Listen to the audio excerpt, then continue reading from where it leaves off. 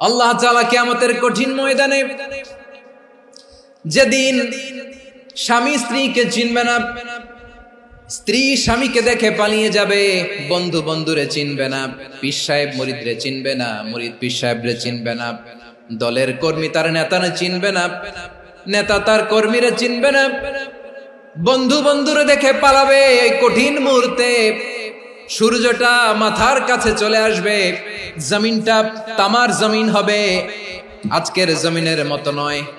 মানুষ ঘর্মাক্ত, ক্লান্ত, শ্রান্ত মাথার মগজগুলো কানের ছিদ্র আর নাকের ছিদ্র দিয়ে বেয়ে বেয়ে পড়বে। বিশ্বনবী ফরমান, কিয়ামতের ওই কঠিন ময়দানে 7 শ্রেণীর ব্যক্তিকে রব্বুল আলামিন তার আরশের নিচে ছায়া দিবেন।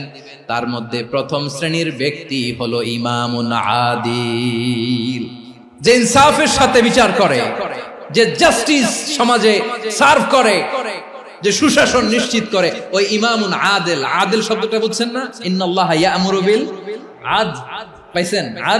আদিল। 7 শ্রেণীর ব্যক্তিকে আল্লাহ তাআলা সুশীতল আরশের নিচে ছায়া দিবেন, যেদিন তার দেয়া ছায়া ছাড়া কোনো ছায়া থাকবে না। এর প্রথম হচ্ছে ইমামুন আদিল, ন্যায়পরায়ণ শাসক। চিল্লায় বলেন সুবহানাল্লাহ।